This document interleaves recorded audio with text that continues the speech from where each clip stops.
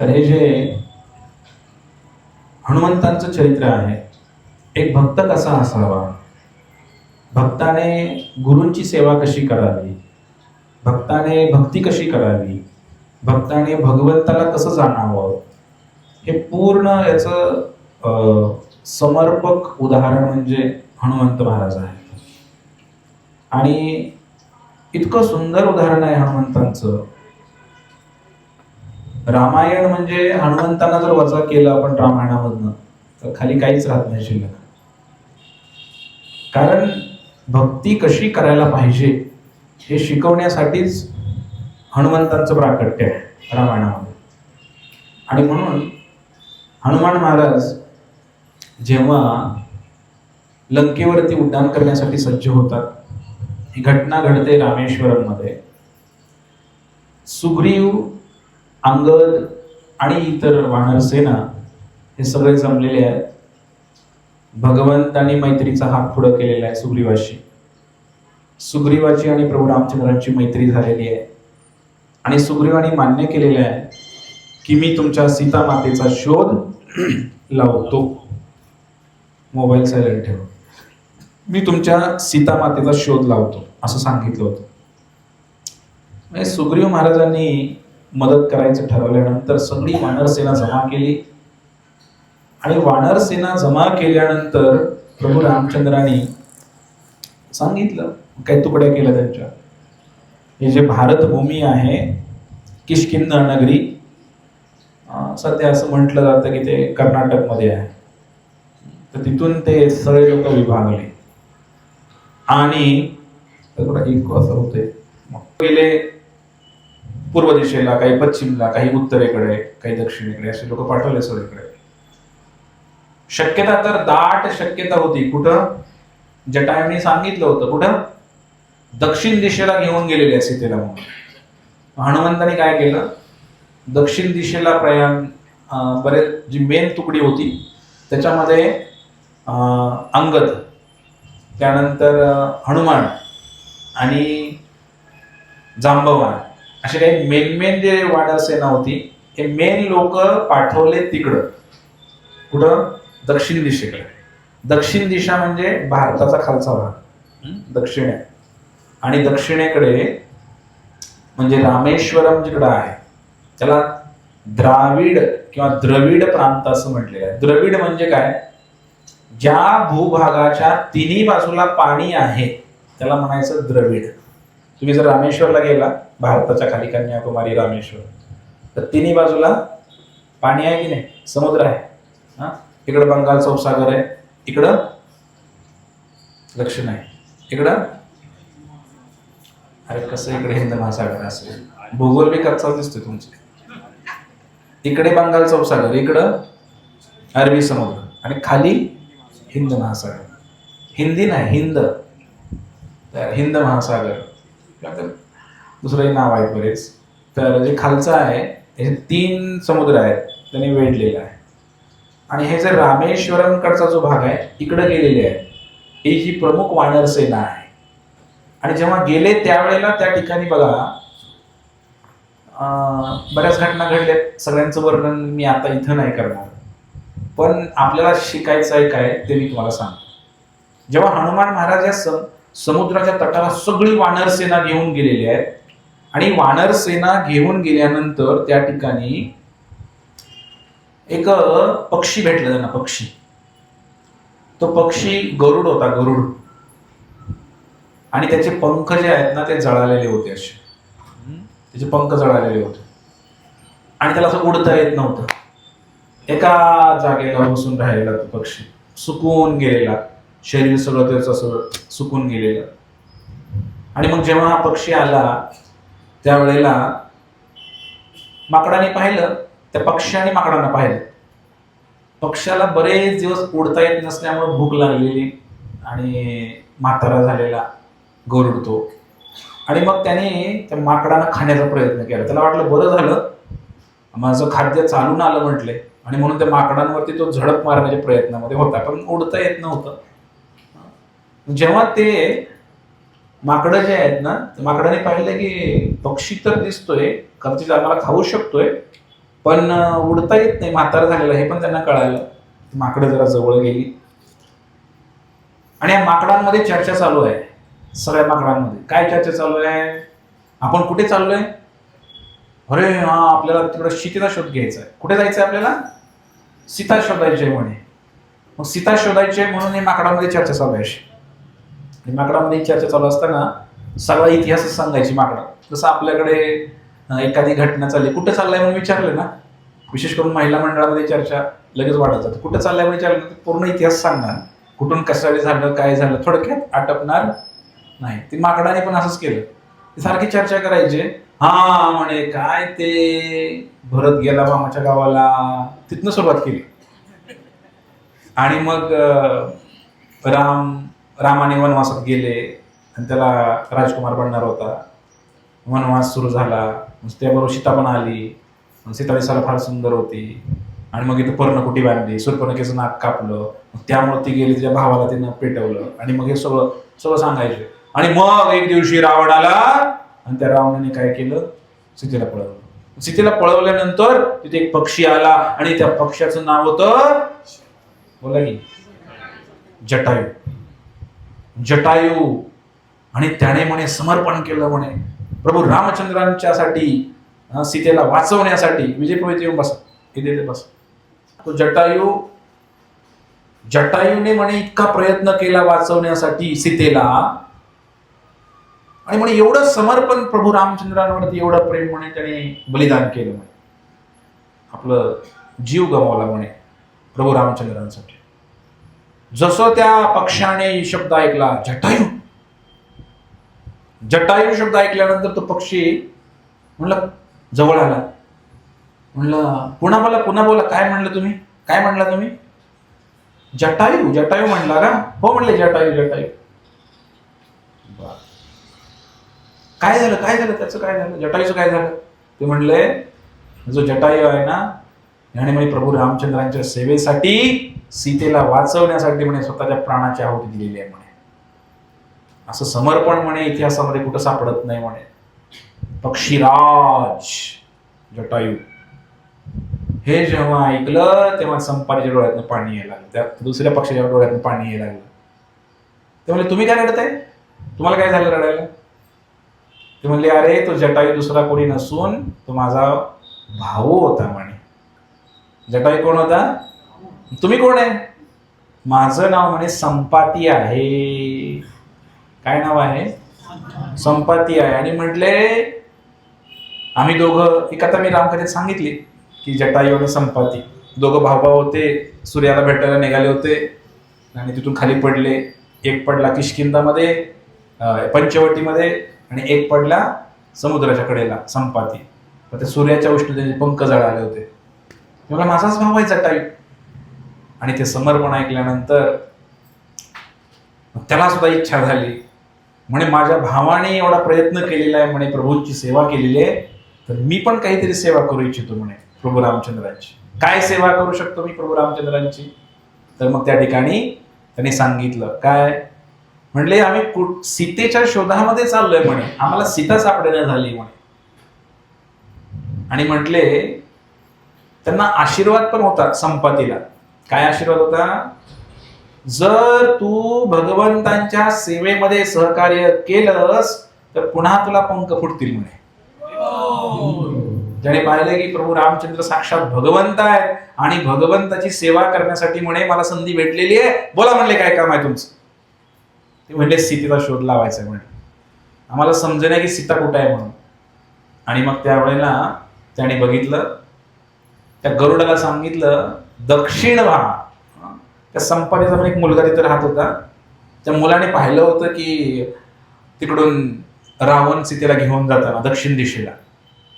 त्यामुळं सुग्रीवाने पाहिलं होतं दक्षिणेकडे जाताना, संपातीच्या मुलाने पण पाहिलं होतं, जटायूने पण सांगितलं होतं रावणाने सीता नेली म्हणून. मग त्यामुळे त्या ठिकाणी सर्वांनी सांगितलं हे गरुड संपाती, तुझी जी दृष्टी आहे अतिशय तीक्ष्ण आहे म्हणे, दुर्बिणीसारखं, तर तू असं झूम करून बघू शकतो म्हणे. त्या गरुडाने सांगितलं, असं झूम करून पाहिलं त्याने, त्या गरुडाने.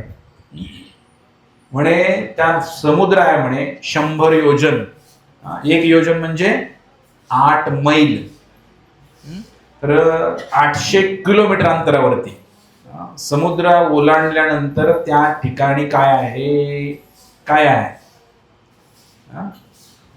लंका आहे. आणि त्या लंकेमध्ये म्हणे तिकडे एक असं वन आहे, त्याचं नाव आहे अशोक वन. काय नाव आहे? अशोक. अशोक म्हणजे तिकडे शोक नाही, कोणत्याही प्रकारचं दुःख नाही. आणि म्हणले त्या ठिकाणी तुमचा जी सीता आहे ती एका झाडाखाली बसलेली आहे म्हणे, असं सांगितलं. तर अशा प्रकारे त्या संपातीने झूम करून बघितलं, त्या लंकेमध्ये सीता बसलेली आहे. त्याने सांगितलं, आणि जसं त्याने सांगितलं कन्फर्म झालं की सीता 100% लंकेमध्येच आहे. कन्फर्म करून घेतलं. कारण रावण घेऊन तर गेलाय, पण काय माहिती कुठे घेऊन गेलाय, स्वर्गात घेऊन गेला का दुसरीकडे कुठे घेऊन गेला. रावणाचं 3 लोकांमध्ये राज्य आहे. त्यामुळे त्या संपातीला सांगितल्यानंतर संपाती कन्फर्म झालं की सीता रावणाकडे आहे, लंकेमध्ये आहे. आणि एक्झॅक्ट स्थान सुद्धा सांगितलं की अशोक वनामध्येच आहे सीता, अशा ठिकाणी ठेवलेली आहे. तिकडे त्रिजटा नावाची राक्षसीन देखरेखीसाठी ठेवलेली आहे, आणि अजून काही राक्षसीनी आहे तिच्याकडे, आणि पहार आहे. हे सगळं सांगितलं. आणि सांगितल्यानंतर मग लगेच त्या संपातीला नवीन पंख फुटले. हरी बोल. भगवंताची सेवा केली. म्हणून सेवा करायची भगवंतांची. आणि मग असं सांगितल्यानंतर सगळ्यांना आनंद झाला. चला म्हणले आता सीतेला जायचं, शोधायचं. अफाट समुद्र पुढं 800 किलोमीटर जायचंय. आता सध्याला जर पाहिलं तर रामेश्वर पासून श्रीलंका किती आहे? फार कमी आहे, 30 किलोमीटर. इथून पंढरपूर एवढं, तेवढाच समुद्र आहे मध्ये. पण ही घटना त्रेतायुगात घडलेली आहे. प्रत्येक युगामध्ये स्थळ काळ वेळेनुसार ते जागा बदलत राहतात. स्थानाचा, त्याला स्थानभेद असं म्हणतात. त्याचा टाइम फॅक्टर पण असतो, वेळेचा पण भेद असतो, स्थानाचा पण भेद असतो. त्यामुळे 100 योजनांतर जायचं आहे. आता 800 किलोमीटर समुद्र आहे, कसा पार करायचा? सगळ्यांची चर्चा सुरू झाली. वानर सेना थोडीशी आळशी होती थोडी सुरुवातीला. वानर सेनेला चर्चा सुरू झाली, कोण जाणार कोण जाणार. मग एक जण उठला, म्हणला, अंगद म्हणला मी जाऊ शकतो, 100 योजन तेवढी शक्ती माझ्याकडे आहे म्हणे, पण मी येऊ शकत नाही माघारी, एवढी शक्ती माझ्याकडे नाही.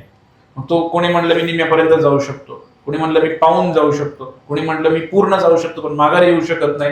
या वानर सेनेमध्ये चर्चा सुरू झाली, आणि मग सगळे एकमेकाच्या तोंडाकडे बघायला लागले.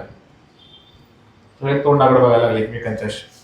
वानर सेना कोण जाणार आता? सुग्रीवाने तंबी दिली होती, सीतेचा शोध न घेता जर माघारी आला तर गाठ माझ्याशी. एक काही वानराला जिवंत सोडणार नाही. माघारी यायचं असलं तर सीतेचा शोध घेऊनच यायचं, नाहीतर तिकडे समुद्रामध्ये उड्या मारायच्या, तिकडे माघारी यायचं. असं पाहिजे सेवा, आहे की नाही? एवढी सेवा करायची पूर्ण, तरच यायचं मग तो मंदिरात, असं मी बोलायला पाहिजे. कोणच येणार नाही म्हणते, 100% गॅरंटी. ते माकडे बी असेच होते. माकडाने तर म्हणायचे की काय आता मरायला लागते म्हणायचे. आता काही सीता सापडत नाही, संपातीनं सांगण्याच्या अगोदर. नंतर पण चर्चा, कोण जाणार कोण जाणार, कारण एवढं मोठं काम कोण करणार.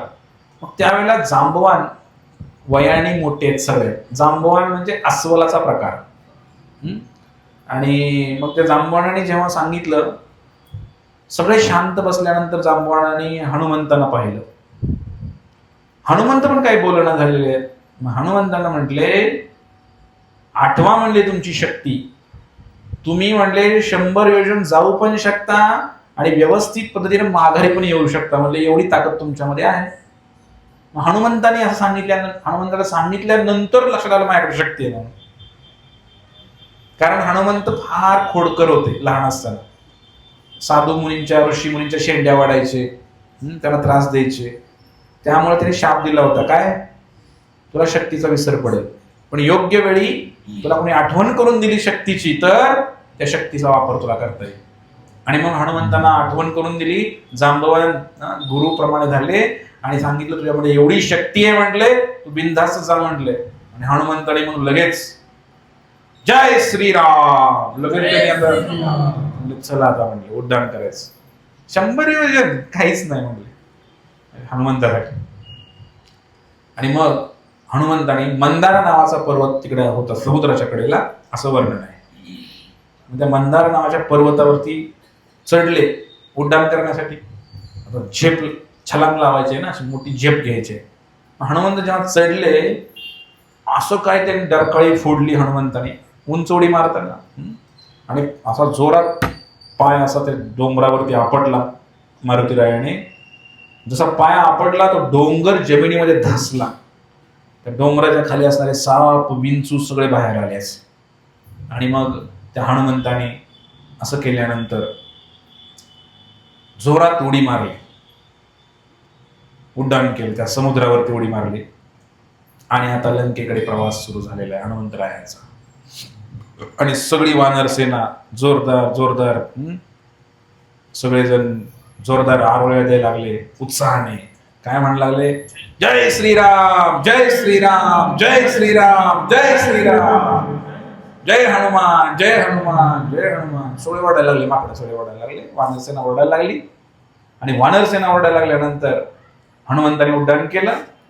आणि सगळी वानर सेना म्हणले आपल्याला तर काही जमलं नाही म्हणले उडी मारायला, आपलं काही योगदान नाही म्हणले या सेवेमध्ये, पण कमीत कमी म्हणले आपण काय करू, शुभेच्छा देऊया म्हणले.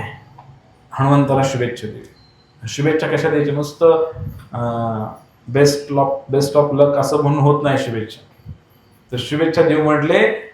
सर्व वानर सेनांनी हनुमंतांना सांगितलं जोपर्यंत तुम्ही लंकेत जाऊन सीतेचा शोध घेऊन माघारी येत नाही तोपर्यंत आम्ही सगळी वानर सेना एका पायावर उभा राहणार, भगवंताच्या नावाचं कीर्तन करत करत. सगळे वानर सेना एका पायावर उभे राहिले, एका पायावर उभा राहिली वानर सेना आणि हात जोडले असे वानर सेनेने. आणि सगळेजण मारुती राया जाऊन माघारी येईपर्यंत कीर्तन करत होते. श्रीराम जय राम जय जय राम, श्रीराम जय राम जय जय राम, श्रीराम जय राम जय जय राम, श्रीराम जय राम जय जय राम, श्रीराम जय राम अतीत पावन जय श्रीराम. सगळे कीर्तन करायला लागले, वानर सेना कीर्तन करत. शुभेच्छा जेव्हा द्यायचे काय शिकायला भेटतं, आपल्या समूहामध्ये जे लोक आहेत तर त्यांना आपण वरती जात असेल तर थोडा प्रेरणा द्यायला पाहिजे, पाय नाही ओढायला पाहिजे. कधी कधी भक्तांच्या बाबतीमध्ये सुद्धा असं होतं, एखादा भक्त पुढे चालला, जुन्या असलेल्या लोकांना वाईट वाटते, मागणं आलाय आमच्या पुढे चाललाय, लय पुढे पुढे करतो, होतं की नाही असं. भक्तामध्ये सुद्धा होतंय, भौतिक जगात तर चालूच आहे पाय ओढण्याचा प्रोग्राम. तर आपण जर एखाद्याला शुभेच्छा दिल्या आपल्याच्यानं होत नाही ना, तर कमीत कमी आपण दुसऱ्याला सांगू शकतो तुम्ही करताय, तुम्हाला आमच्या शुभेच्छा आहे. आणि थोडं तप केलं पाहिजे हो, थोडस तपस्या केली पाहिजे. काय तपस्या केली पाहिजे, शुभेच्छा नुसत्या देऊन जमणार नाही. या सर्वांनी प्रार्थना केली, भगवंताचं नामस्मरण केलं की हनुमंताला शक्ती द्या, हे कार्य सफल होऊ द्या, अशी प्रार्थना होती. आणि म्हणून या ठिकाणी जेव्हा हनुमान महाराज निघाले, बरोबर बऱ्यापैकी अंतर कापलेलं आहे समुद्रावरती, जय श्रीराम जय श्रीराम जय श्रीराम म्हणत असं हनुमान महाराज निघालेले आहेत, आकाश मार्गाने निघालेले आहेत. जसं निघाले तसं त्या समुद्राच्या मध्यभागी पोहोचले. आणि मध्यभागी पोहोचल्यानंतर आता हनुमंताच्या डोक्यामध्ये एकच आहे, काय, सीता सीता सीता, तिचा शोध लावायचा आहे ना. डोक्यामध्ये एकच मिशन घेऊन चाललेलं आहे, सीता शोधायची. तसं ते जेव्हा ते निघाले त्या समुद्रामधून एक खालून एक पर्वत आला असा वरती, त्याचं नाव होतं मैनाक. काय नाव होतं, त्या समुद्रामधून एक पर्वत वरती आला. आणि इतका सुंदर पर्वत, सोन्याचा पर्वत, चमचम चमचम करायला लागला. आणि त्याच्यावर इतकी सुंदर सुंदर झाडं, आंबे वगैरे तर वर्ण दिसत होते हनुमंताला पिकलेले मोठे मोठे. भरपूर काय तिकडे असं फळं सुद्धा लखडले, सुंदर असे झरे वाहत आहेत पाण्याचे, गुफा आहे, हिरवागार सोनेरी डोंगर असा वरती आला त्या समुद्रामधून. वरती आल्यानंतर त्याने प्रार्थना केली, हे हनुमंतराया म्हणे तुम्ही विश्राम करा थोडा वेळ, थकला असाल तुम्ही आता. हा पर्वत समुद्राच्या मधून वरती कसं काय आला? पूर्वी पर्वताला पंख असायचे, हा इतिहास आहे. त्या पर्वतांना पंख असायचे आणि ते पंख जे आहेत ना, ते पंख उडायचे आणि कधी कधी ते पर्वत असे कुठल्या तर गावावर जाऊन बसायचे, सगळं गावच्या गाव नष्ट व्हायचं. बरं झालं असतं असं पर्वत अजून पण असते तर, आहे की नाही? एखाद्याला प्रार्थना केली असती ते महोदर बसा म्हणून, गावाच्या गाव नष्ट व्हायची. मग काही वेळेला काही घटना घडली, इंद्राने स्वतःच्या त्या तलवारीने सगळ्या पर्वतांचे पंख कापून टाकले, असं वर्णन आहे शास्त्रामध्ये. तेव्हापासून पर्वत हे स्थिर झाले, स्थिर एका जागेला. पहिले जे पर्वत होते ते पळायचे, आकाशामध्ये उडायचे, आता पर्वत हलत नाही. पण त्यातनं एक पर्वत होता वायुदेवाने लपवून ठेवला. जे वायुदेव होते त्यांनी लपवून समुद्रामध्ये ठेवला. समुद्रामध्ये ठेवल्यानंतर फार मोठा पर्वत, आणि तो मैनाक पर्वत समुद्रामध्ये ठेवला आणि लपवून ठेवला वायुदेवाने, आणि म्हणून तो पर्वत आज पण उडत होता. तो मैनाक पर्वत तो समुद्रातून वरती आला. असा वरती आला आणि हनुमंताला प्रार्थना केली. का केली? कारण हनुमंत कोण आहे? पवन सुत हनुमान की, हे वायुपुत्र आहेत. हनुमान हे वायुपुत्र आहेत. त्यामुळे त्या डोंगराला सुद्धा उपकार फेडायचे होते, त्या मैनाक पर्वताला. म्हटले वायुदेवाने मला वाचवलंय, त्यांचा मुलगा आता आला इकडे, थोडी सेवा करायची संधी भेटेल म्हणे. मैनाक वरती आला, म्हणले थोडं पाणी प्या, थोडी फळं खावा, थकला असाल म्हणे, थोडस प्रभूजी थोडा प्रसाद घेऊन जावा. प्रभूजींनी म्हणायला पाहिजे होतं की नाही, काय मला काम आहे, थोडं सेवा आहे माझ्या प्रभूंची. नाही, थोडा प्रसाद घ्यावा, थोडासा घ्या. नाही, हनुमान महाराज म्हणले मला प्रसाद नको, तुमची फळं नको, काय नको. म्हटले मला पुढं जायचं आहे. म्हटले का? तर या ठिकाणी मला प्रभू रामचंद्रांची सेवा आहे, हनुमंतांनी सांगितलं. म्हणले मग सेवा तर चालू राहते आयुष्यभर म्हणले भगवंताची, एवढं काय म्हणले, प्रसाद घ्यायला काय म्हणले? ते म्हणले नाही, म्हणले पहिले सेवा आणि मग प्रसाद. त्यांनी सांगितलं काय पाहिजे तुमच्या म्हणणे, पहिले सेवा आणि प्रसाद. पहिले सेवा म्हणले, पहिले रामचंद्रांची सेवा पूर्ण करतो आणि मग तुमचं काय असेल ते. आणि अशा प्रकारे मग त्यांनी काय केलं हनुमंतानी, त्या पर्वताने आता आदर म्हटले ना, तर म्हणजे अपमान होईल ना. आता त्यांनी नाही, आपण एखादा प्रसाद देतो म्हणला, ते म्हणले मला भगवंताची सेवा जाय का म्हणजे एवढं माझ्या, असं नाही. हनुमंताने काय केलं, हाताने स्पर्श केला त्या डोंगराला स्पर्श केला, त्याच्या पाया पडले, धन्यवाद आपण मला बोलवल्याबद्दल, आपण मला प्रसाद देतो म्हटल्याबद्दल धन्यवाद, पण माफ करा, मी प्रभू रामचंद्राची सेवा केल्याशिवाय प्रसाद घेऊ शकत नाही, मला माफ करा, तुम्हाला प्रणाम आहे. 3 वेळा हनुमंताने प्रणाम केला आणि पुन्हा आपलं उड्डाण चालू ठेवलं. तर या गोष्टीमधनं एक शिकायचं आपल्याला मंडळीनो, की एकतर पहिली गोष्ट भगवंतांच्या सेवेला आपण प्राधान्य द्यायला पाहिजे. आपल्या जीवनामध्ये जेव्हा आपण जीवन जगत असतो, एखादं काम आपण हातामध्ये घेतो, पण भरपूर काही प्रलोभन आपल्या पुढे येतात. प्रलोभन समजतं का तुम्हाला? प्रलोभन आपल्या पुढे येतात आणि मग आपण आपलं काम कुठेतरी जायचं ठरवलेलं आहे, ते आपल्या डोक्यातनं गायब होतं आणि आपण तिथंच अडकतो. एक तर वेळ अशी ती कुठं निघालो हे विसरतो, इतकं बोलत बसतो आपण कधी कधी कोणाच तरी. तसं हे भक्ती मार्ग किंवा मनुष्य जीवन सुद्धा असंच आहे असं म्हटलेलं आहे आचार्यांनी. आपण जेव्हा भक्ती मार्गामध्ये येतो किंवा मनुष्य जन्मालाच येतो, त्या मनुष्य जन्माचा उद्देश काय आहे की भगवंताला प्राप्त करणे, भक्ती करणे, भजन करणे. हा स्पष्ट उद्देश आहे, दुसरा काहीच उद्देश नाही.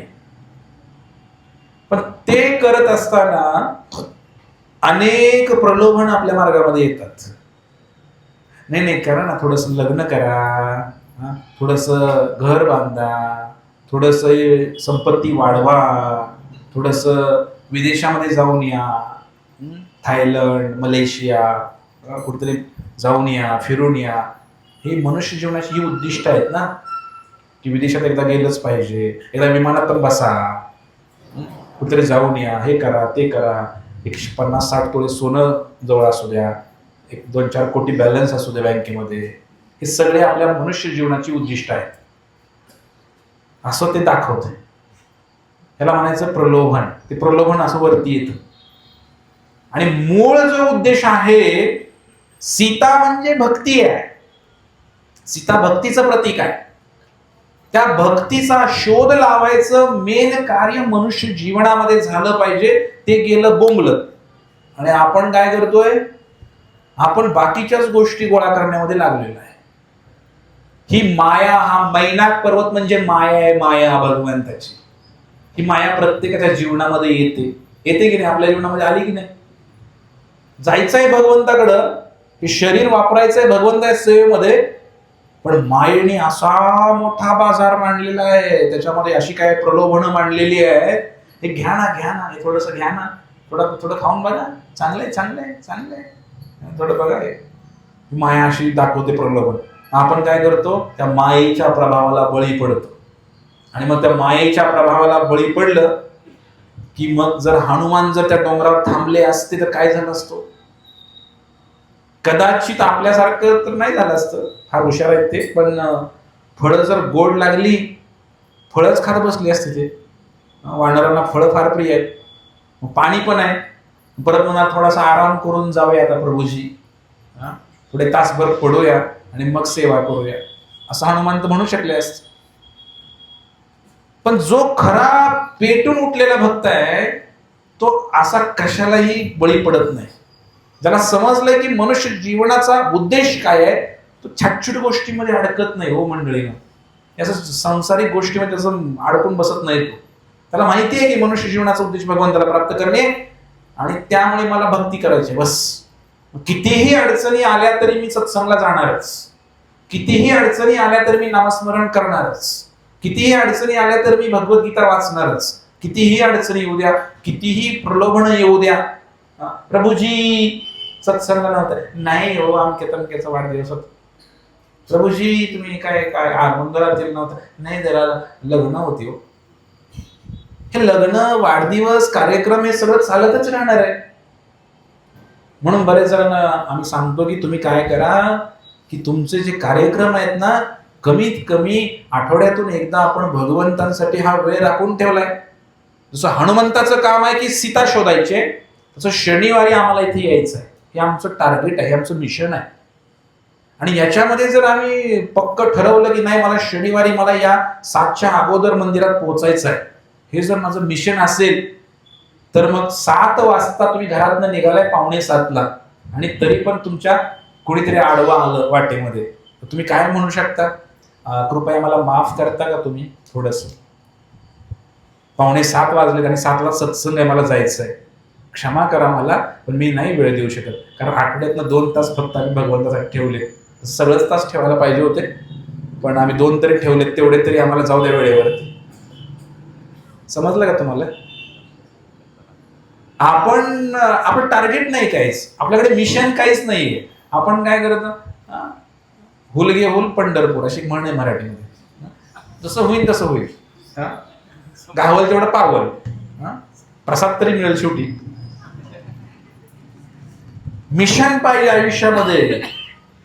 मला टार्गेट ठेवायला लागेल की मला या वेळेमध्ये पोहोचायचं आहे, सीतेचा शोध लावायचा आहे, भक्तीचा शोध लावायचा आहे. त्याशिवाय मी बाकीचं काही मला कळत नाही. मग काही भगवंत कधी कधी परीक्षा घेतात. या हनुमंतरायाची परीक्षाच घेतली हो त्या पर्वताने. चालला होता सीतेला शोधायला, मध्येच ते आलं पर्वत, आणि ते म्हणला काय थोडं थांबा ना, पाणी प्या, फळं खावा. त्या पर्वताचं काही चुकलं का हो? पर्वत काही वाईट होता का हो?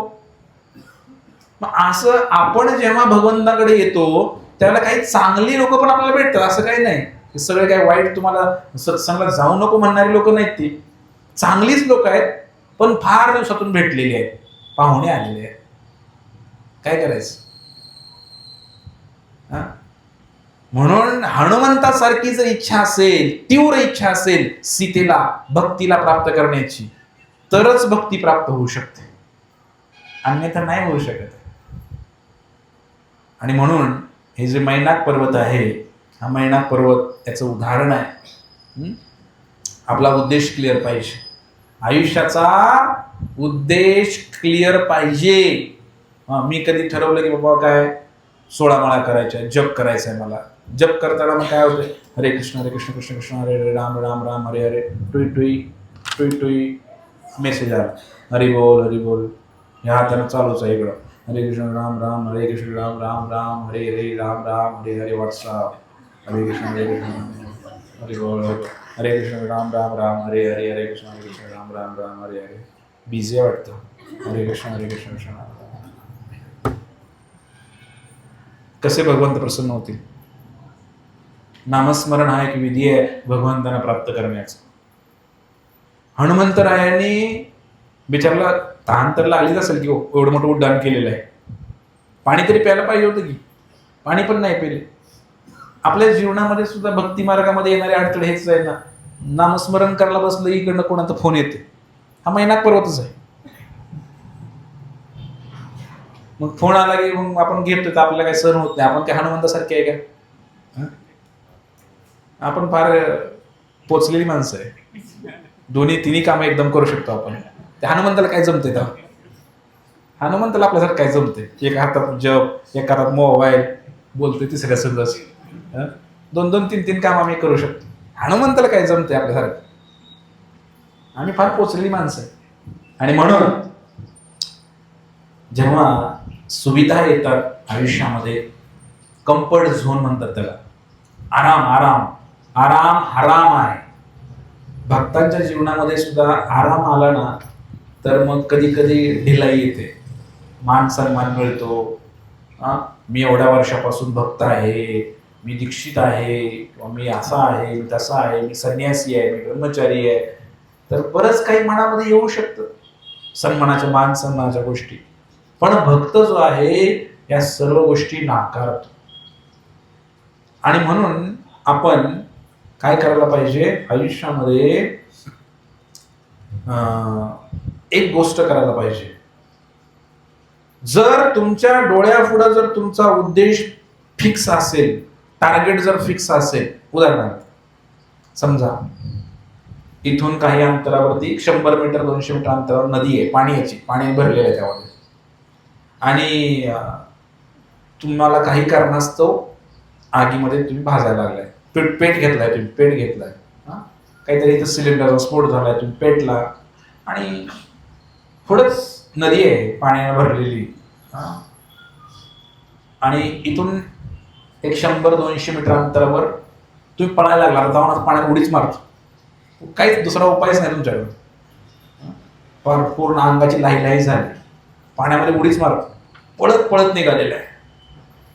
आणि पळत पळत निघाल्यानंतर ह्या साईडला आणि ह्या साईडला दोन्ही बाजूला तुमच्या अनेक लोक उभा राहिलेले आहेत. पहिल्यांदा जो व्यक्ती उभा राहिलाय, अहो महाराज थांबा, तुम्हाला हार घालतो, स्वागत, बऱ्याच दिवसांनी दिसलं, दर्शन झालं, घेणार का हार? घेणार का? नाही घेणार. पुढचा माणूस म्हणतो, अहो महाराज तुमच्यासाठी आम्ही 24 कॅरेट सोन्याची अंगठी आणलेली आहे, त्यात हिरा पण आहे आतमध्ये, एवढं घ्या ना, स्वीकार करा ना महाराज. घेणार का? कुणी म्हणतो, नाही थोडस प्रसाद आहे की, वडापाव तुम्हाला आवडत नाही, जिलेबी थोडस घ्या. अनेक लोक अनेक पदार्थ भेटवस्तू घेऊन दोन्ही बाजूने रांगा लावलेले, व्यक्ती पूर्ण पेटलेला आहे.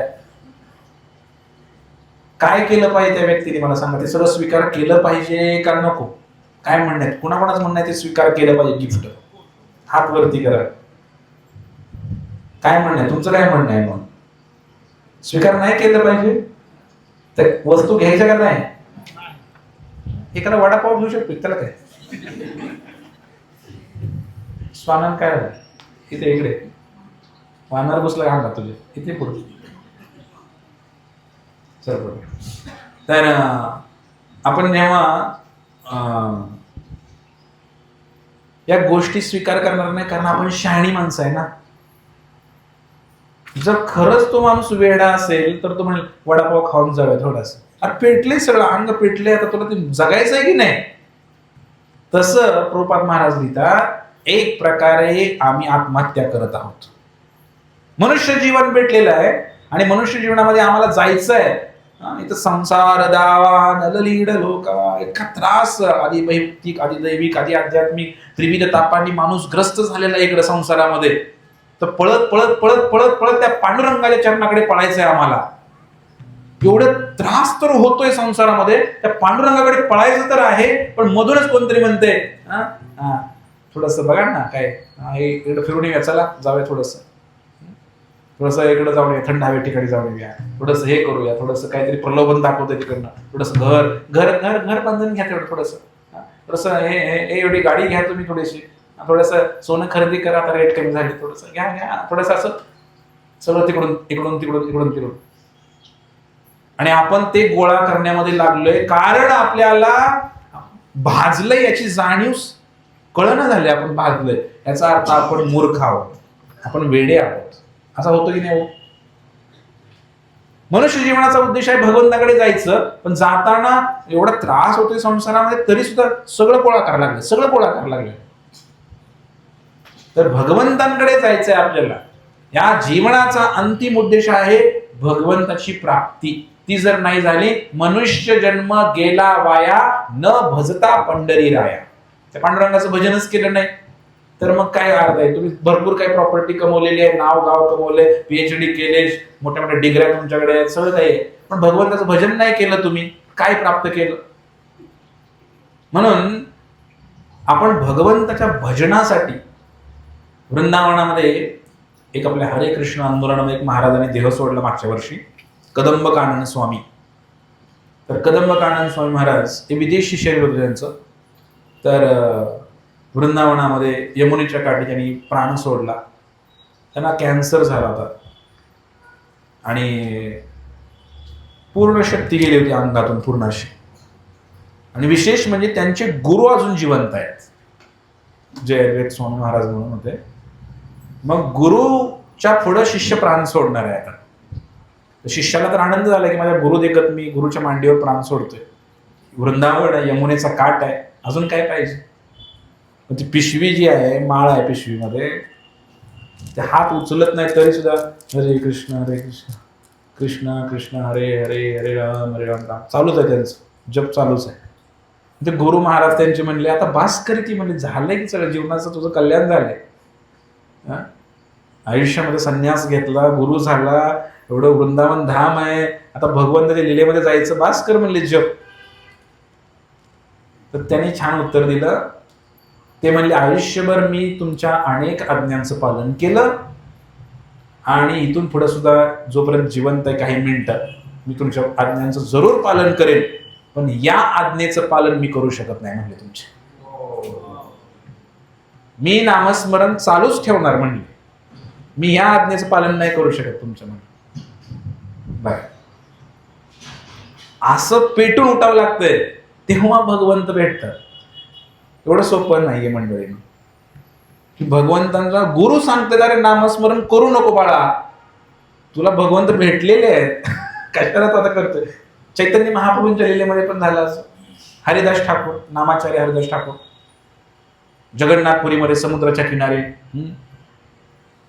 पहुडलेले आहेत, वय झालेलं आहे त्यांचं, 100च्या पुढे गेलेलं आहे वय, उठता येत नाही म्हणून ते काय करतायत, झोपून जप करतायत.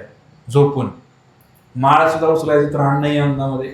आणि मग त्यावेळेला प्राण सोडायच्या वेळेला चैतन्य महाप्रभू साक्षात भगवान श्रीकृष्ण आले आणि काय म्हणले आता पूर्ण झालाय तुझा कोटा जप करण्याचा, तू काय कर आता नामस्मरण करू नको म्हणले, बस कर म्हणले, फक्त आता मी आलोय ना, तुझी काय अंतिम इच्छा आहे बोल म्हणले.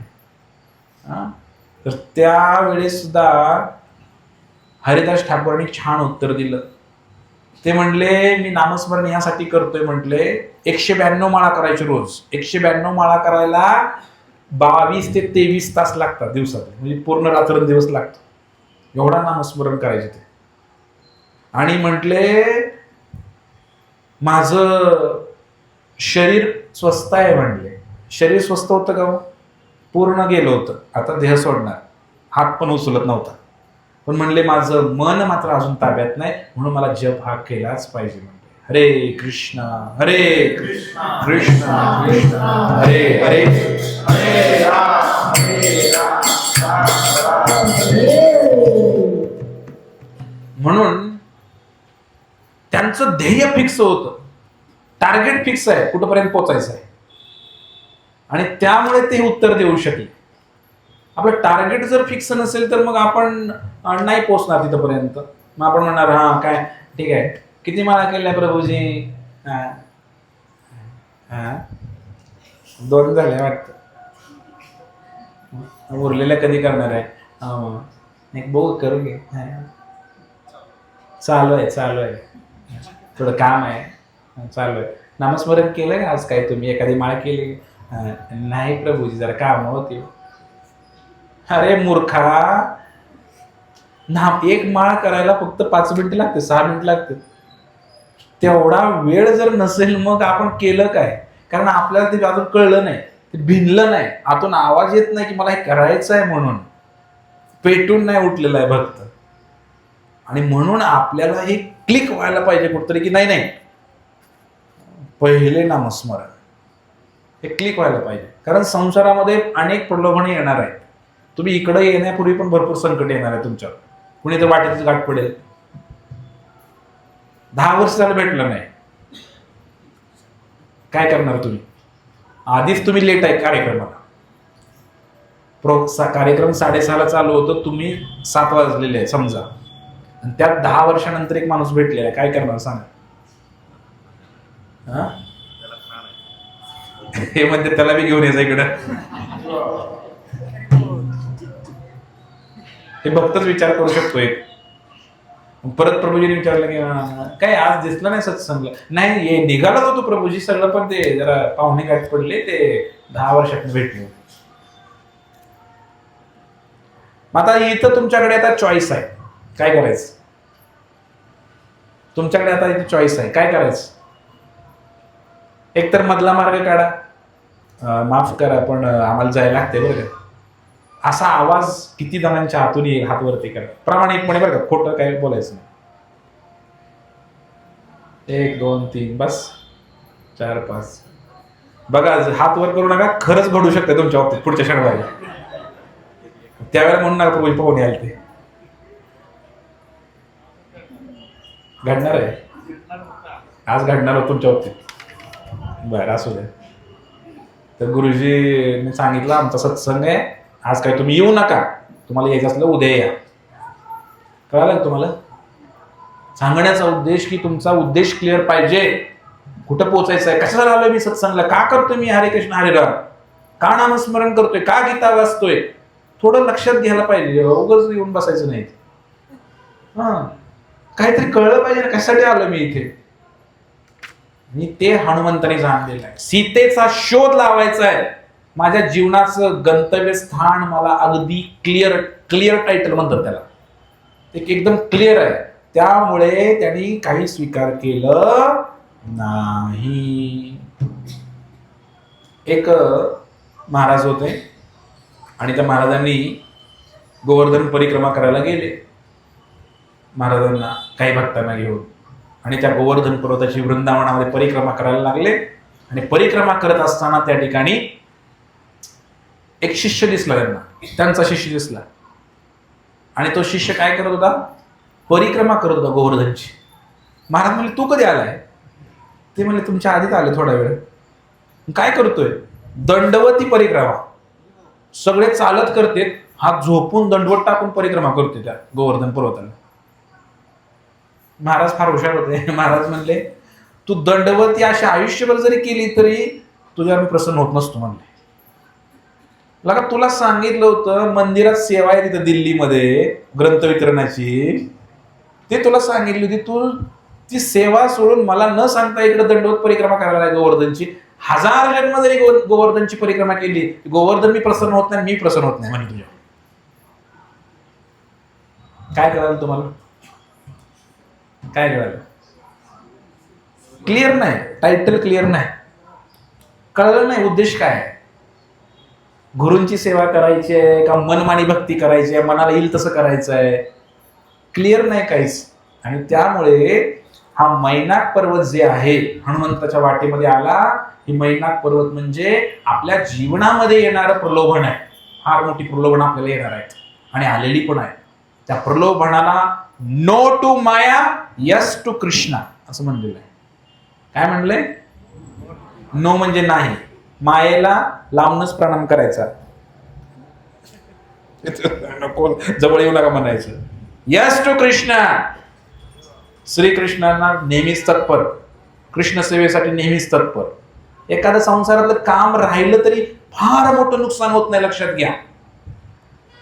पण एक श्वास जर वाया गेला भगवंताचं नाव न घेता, जगातलं सगळ्यात मोठं नुकसान ते आहे. काय म्हणतोय मी, लक्षात येते का तुमच्या? भगवंत सेवेशिवाय 1 मिनिट गेला, 1 श्वास गेला तर ते सगळ्यात मोठं नुकसान आहे. संसाराचं काय आजचं नुकसान उद्या भरून निघेल, एवढं काय टेन्शन घेत आहे. हे कामं होत राहतात संसाराची, काही जास्त टेन्शन घ्यायची गरज नाही. आणि म्हणून या मैनाक पर्वताकडनं आमचे एक भक्त आहेत, ते एक फार छान सांगतात, अमेरिकेचे भक्त आहेत. तर ते म्हणतात की मुख्य गोष्टीला मुख्य ठेवा. इंग्रजीमध्ये असं म्हणलंय, the main thing is to keep main thing main. The main thing is to keep main thing as main. मुख्य गोष्टीला मुख्य ठेवा. काय म्हटलं मी? जी मेन गोष्ट आहे त्याला मेनच ठेवा, हे आपलं मेन कर्तव्य आहे. मेन गोष्टीला मेन ठेवा हे आपलं मेन कर्तव्य आहे. मुख्य गोष्टीला मुख्य ठेवा हे आपलं मुख्य कर्तव्य आहे. बदलू नका. मुख्य गोष्ट कोणती तुमच्या आयुष्यातली? बोला. नाही हो, नाही घर झालंच पाहिजे, हो नाही करायला लागते ह्या वर्षात, नाही हो नाही लगीन करायला लागते, काय 2 दिवस लेट होईल, एवढं काय टेन्शन घेत. आणि म्हणून मुख्य गोष्टीला मुख्य ठेवायला पाहिजे. आपण आपल्या नामस्मरणावर, आरतीवर, जपावर फोकस करायला पाहिजे. आणि जरी कोणी आडवा आलं मार्गामध्ये, आपल्या हरे कृष्ण म्हणायचं आणि आपल्या मार्गाला लागायचं. काय त्याचं काय स्वीकार करत बसायचं नाही. हनुमान महाराज समुद्राच्या मध्ये होते. आता पुढे गेले. पुढे गेल्यानंतर समुद्र संपत आलेला आहे आणि त्या ठिकाणी भली मोठी राक्षसीन उभा होते. रावणाचे ही मंडळी आहेत सगळे. आता लंकेचा प्रदेश सुरू झालेला आहे आणि त्या राक्षसीनीचं नाव आहे सुरसा. काय नाव आहे? सुरसा. काय नाव आहे? ही सुरसा राक्षसीन आलेली आहे. गंधारी मी नाव विचारणार राक्षसाची, परत तुला सारखी इकडे तिकडे बघू नका. पहिलं काय होतं? मैनाक पर्वत. आता सुरसा राक्षसीन आलेली आहे. तर ही सुरसा आहे, या सुरसा राक्षसीन आली आणि काय केलं, जसं तिला ते हनुमान दिसला, तिने त्या हनुमंतावरती झडप घातली खाण्यासाठी. मोठं तोंड करून त्या राक्षसीने तोंड असं केल्यानंतर ही राक्षसीनं तोंड उघडलं. हनुमंताला कळलं आता मला खाऊन टाकणार आहे, ही मला खाऊन टाकेल. म्हणून हनुमंताने काय केलं, हनुमंत पण मोठे झाले. ती राक्षसीने एवढी होती, हनुमंत तिच्यापेक्षा मोठे झाले, उंची वाढवली त्याने थोडीशी. ती राक्षसीन पण उंची वाढवली, राक्षसीने पण उंची वाढवली, परत हनुमंताने उंची वाढवली. असे करत करत करत करत आकाशाला भिडल्यासारखे झाले दोघं पण. ती राक्षसीनीचं तोंड एवढं मोठं झालं आकाशाला भिडल्यासारखं. आणि मग हनुमंताने काय केलं, त्या ठिकाणी अचानक एकदम एवढा मोठा जबडा झालेला तिचा, आणि हनुमंत पण तेवढेच मोठे झालेले. अचानकपणे हनुमंताने काय केलं, एकदम छोटे झाले मांजरासारखे छोटेसे, आणि तिच्या पोटात गेले आतमध्ये. आणि कारण ती सुरसा म्हणाली होती जर लंकेमध्ये प्रवेश करायचा आहे तुम्हाला तर पहिले माझ्या पोटातनं बाहेर जाऊन माघारी यावं लागेल, ही आठ होती याची, तरच तुम्हाला लंकेमध्ये जाता येईल. मग त्या सुरसा राक्षसीच्या पोटामध्ये छोटेसे बनले, तिला कळलं पण नाही ते हनुमान कुठे गायब झालं. ते एवढे बारके झाले, पोटात गेले आणि त्या पोटातनं बाहेर पण आले. त्या सुरसा राक्षसीला कळालं पण नाही. 8 पूर्ण झाली, आता पोटातनं जाऊन बाहेर यायची 8 पूर्ण झाली. आणि अशा प्रकारे त्या सुरसा राक्षसीपासून हनुमंत वाचले. हे पहिलं संकट आलं त्यांच्यावर. दुसरं संकट आलं हनुमंतावरती. आणि मग जेव्हा हे हनुमंत, या गोष्टीतनं एक गोष्ट शिकायला भेटते. ती गोष्ट अशी आहे की आपण काय करायला पाहिजे आयुष्यामध्ये. तर आपल्या आयुष्यामध्ये कधी कधी असे काही लोक येतात तर जे आपला पाय ओढतात किंवा अडथळे आणतात आपल्या मार्गामध्ये. तर त्यावेळेला कोणतं शस्त्र वापरायला पाहिजे. तर असं म्हटलेलं आहे त्यावेळेला नम्रता हे शस्त्र वापरायला पाहिजे. काय वापरायला पाहिजे. कारण काही लोक अभिमानाने एवढे ताठ झालेले आहेत समाजामध्ये ना, त्यांच्याबरोबर बोलायचं आणि त्यांच्याबरोबर राहायचं आपल्याला नाही जमणार. ते सगळं मग आपल्या घरातले असू द्या, पाहुणेरावळे असू द्या किंवा समाजातले लोक असू. मग अशा लोकांना काय करायला पाहिजे. छोटा बनके रहो राधे राधे को.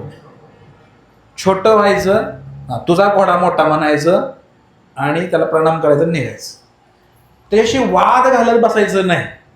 कारण मनुष्य जीवन हे त्याच्यासाठी नाही भेटलं कुणासाठी तरी वाद घालत बसावं आणि कुणाला काहीतरी स्पर्धा करत बसावं त्याच्याशी. तू मोठा का मी मोठा, तू मोठा का मी मोठा. सुरसा पण मोठी झाली, हनुमान पण मोठी झाली, ती पण मोठी झाली, अजून मोठी झाली, परत हनुमान अजून मोठे झाले, परत सुरसा अजून मोठी झाली. मग आयुष्यामध्ये दुसऱ्यांशी तुलना करण्यामध्ये आयुष्य वाया घालवू नका. त्याने 2 मजले बांधले, माझा तिसरा कसा वर चढल, जेणेकरून मी थोडासा, त्यांच्याकडे 10 तोळं सोनं आहे तर माझ्याकडे 20 तोळं कसं काय होईल. याच्यासाठी मनुष्य जीवन नाहीये. स्पर्धा करायला नाही पाहिजे. आणि स्पर्धा करायचीच आहे तर स्वतःशी स्पर्धा करायला सांगितलेली आहे. स्वतःमध्ये किती दुर्गुण आहेत आपल्यामध्ये ते पहा. स्वतः कुठे जायचंय ते ठरवा.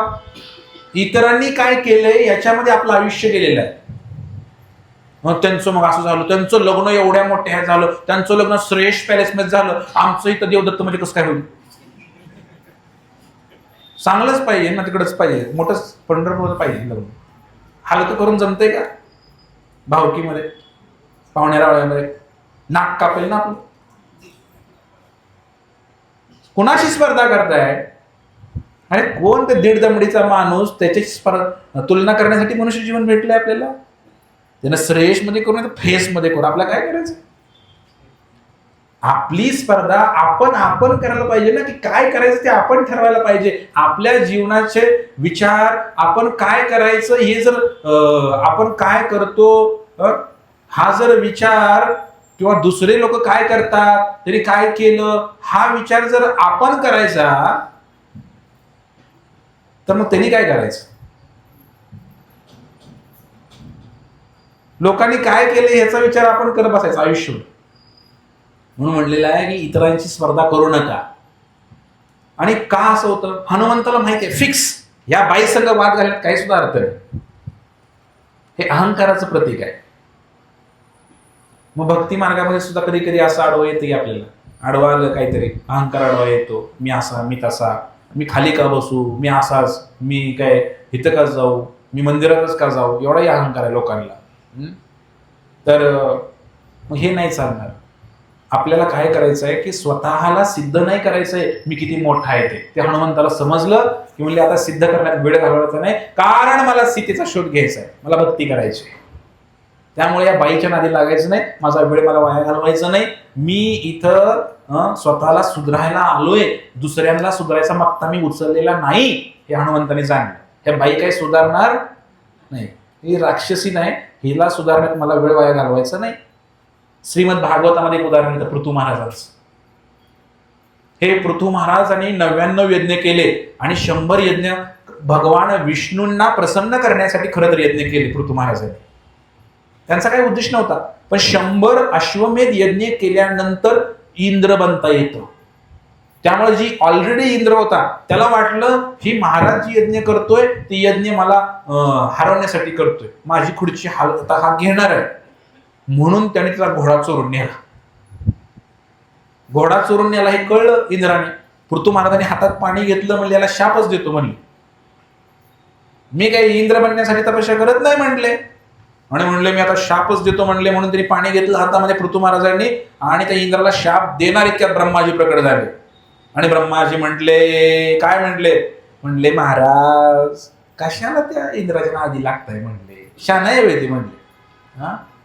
अहो तुम्ही महान कृष्ण भक्त आहे म्हणले, तुम्ही अशा लोकांच्या नादी लागू नका म्हणले. पावलोपावली अशी लोक भेटतील म्हणले तुम्हाला पाय ओढणारे. तुमचा 100 यज्ञ पूर्ण का करायचे तुम्हाला, तुम्ही महान भक्त आहे म्हणले, असले कर्मकांड वगैरे करण्यात काय म्हणले, काय उपयोग आहे म्हणले तुम्हाला. ऑलरेडी तुमच्यावर कृष्ण प्रसन्न आहेत म्हणले, आणि तुम्ही त्या इंद्राला शाप देऊन तुमची शक्ती कशाला वाया घालवता. म्हणून खरे भक्त कधी शाप देत नाहीत, लक्षात ठेवा. शिव्या शाप देणे हे नारकीय लक्षण आहे. जो खरा भगवंताचा भक्त आहे तो कधी शाप पण देत नाही आणि शिव्या पण देत नाही. हे पृथू महाराज जे आहेत, हे पृथू महाराजांना कळलं की आपल्याकडनं चूक होणार होती, आणि 100वा यज्ञ त्यांनी करायचं कॅन्सल केलं. जसं त्यांनी जाहीर केलं की आता 99 यज्ञ बाद झाले, आता 100वा यज्ञ मी करत नाही, साक्षात भगवान विष्णू तिकडे प्रकट झाले. यज्ञ न करता 100 यज्ञ न करताच भगवंत प्रकट झाले. एक यज्ञ अजून बाकी होत. कारण आयुष्यात अशी काही लोक आपल्याला भेटणार आहेत, त्यांच्या नादी लागायचं नाही. काय म्हणायचं, तुझा काय बैल का घोडा मला काही माहित नाही, रेडा आहे का, बैल बी नाही घोडा पण नाही, तुझा रेडा मोठा गाभण का, अच्छा विसरलं मी सगळ्या गोष्टी, तुझा रेडा गाभण, तू काय ते आम्हाला काय. ती स्पर्धा आपण कुणाशी करतो हे समजायला पाहिजे. हो किती आहेत की नाही आपल्याला अशी लोक भेटतात की नाही. म्हणून आपलं टार्गेट फिक्स पाहिजे. मला सत्संगला शनिवारी जायचं आहे, माझं टार्गेट फिक्स आहे, मला भक्ती करायची आहे, मला गंध लावायचा आहे. बरेच जण इथं आल्यावर गंध लावते, असं करू नका. इथं येतानाच काय धडकला कुठं तर घरनच गंध लावून निघा. हो हे सवय लावून घ्या, कारण इथं येईपर्यंत काय शाश्वत आहे मला सांगा की. धडकला कुठं तर तेवढं कल्याण होईल की जर कपाळाला गंध असेल तर. पण त्यामुळे आपण कुठं जातोय आणि काय करतोय हे लक्षात घ्यायला पाहिजे, की आपण नेहमी आपलं गोल, आपलं ध्येय फिक्स पाहिजे. मला कुठं जायचंय आणि काय करायचंय. कारण एक ब्राह्मण होता, ब्राह्मण कलियुगामधली गोष्ट सांगतो. कलियुग नुसतं सुरू झालं, ते 3 वेळा गायत्री करायची असते ब्राह्मणाने. जाणं वाजतंय असं, मग ते संध्या म्हणतात त्याला, त्रिकाल संध्या. मग तो ब्राह्मण दुपारी झोपला आणि त्याला जागच नाही आली.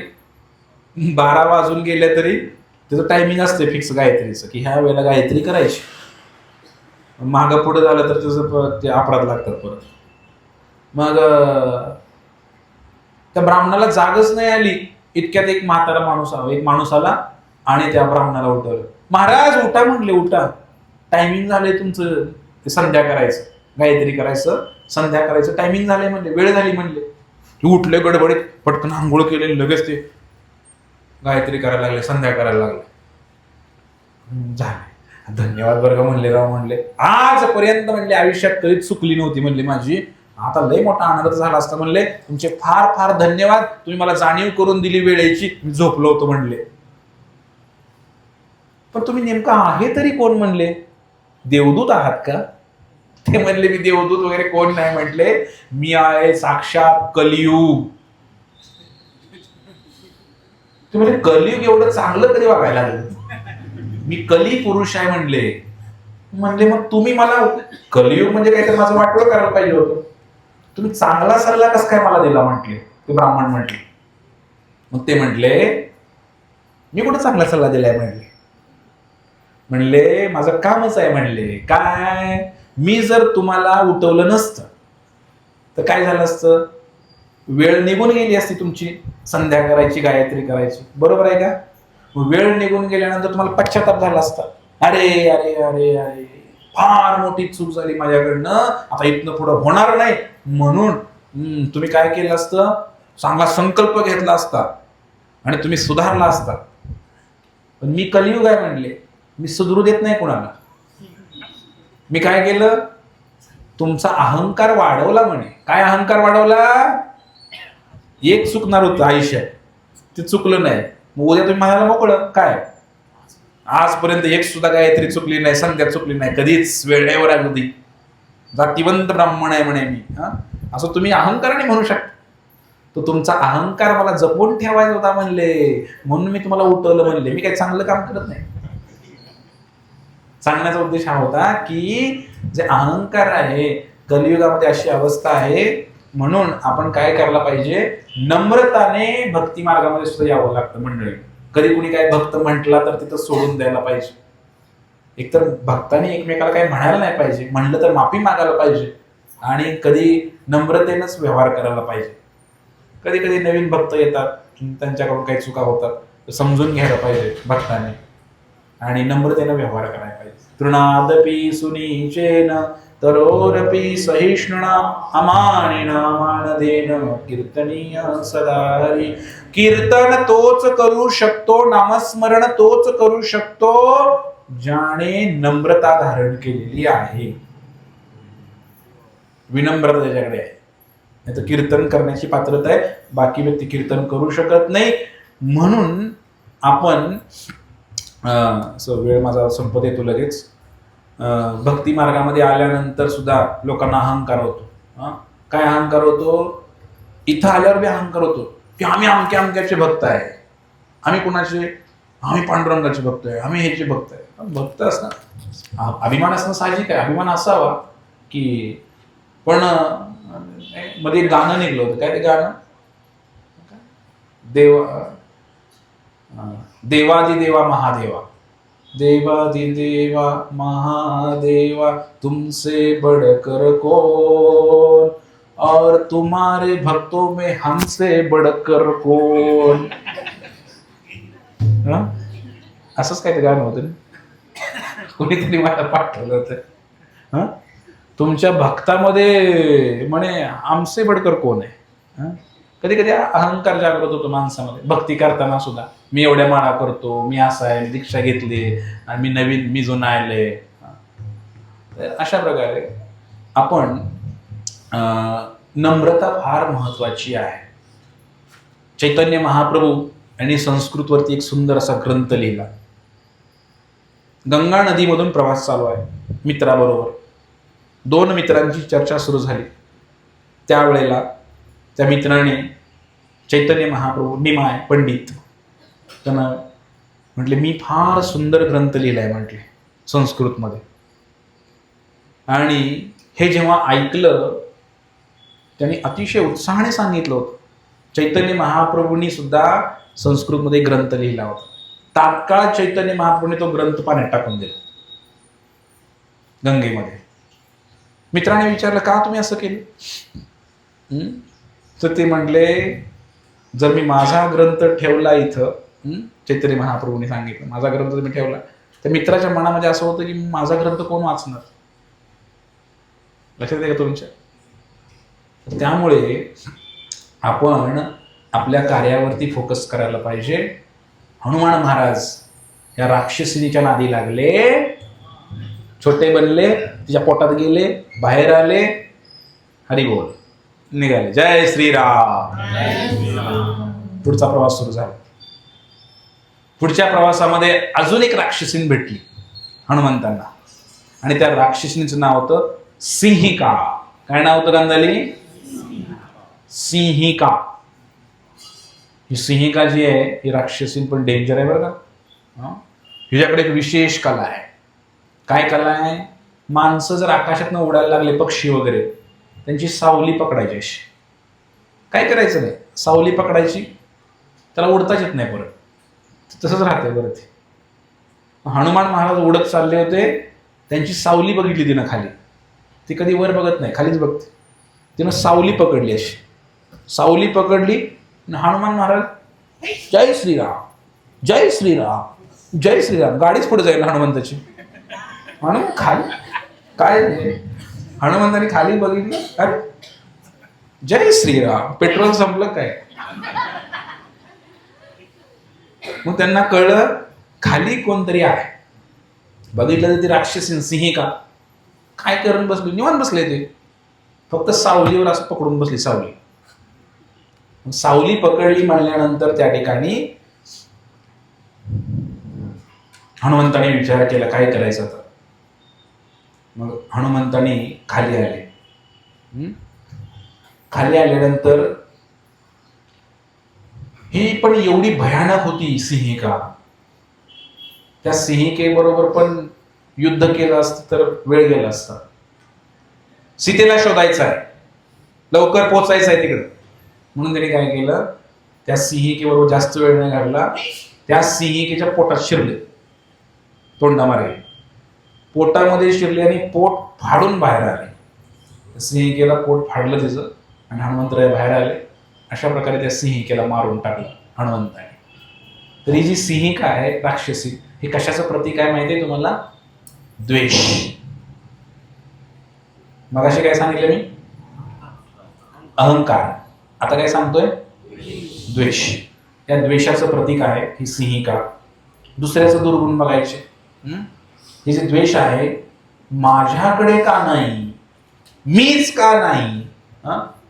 तर आपण जेव्हा एखाद्या व्यक्तीमध्ये दोष पाहतो, तर शास्त्रामध्ये असं म्हटलेलं आहे की जर तुम्ही एखाद्या व्यक्तीमध्ये एखादा दोष पाहिला, एखाद्या व्यक्तीमध्ये एखादा दोष पाहिला, तर कालांतराने तो दोष तुमच्यामध्ये येतो.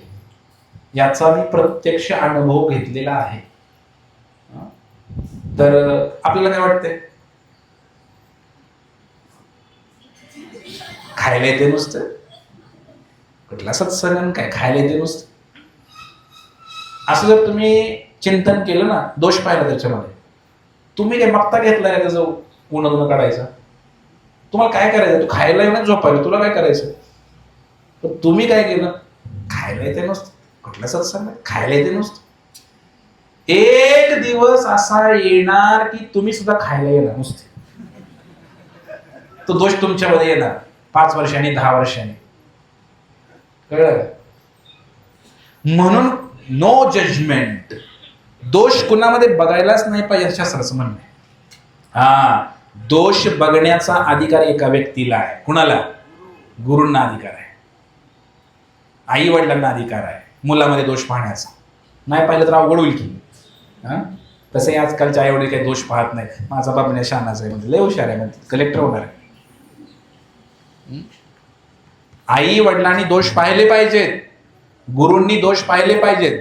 मग ते गुरु कसले दोष पाहत नाहीत? तर असे पण काही गुरु आहेत, गुरुचा खिसा गरम केला की गुरु काहीच म्हणत नाही. असे काही समाजात गुरु आहेत. मग ते कशाला काय म्हणतील तुम्हाला? माझ्यासारखं कडक कशाला बोलतील ते गुरु?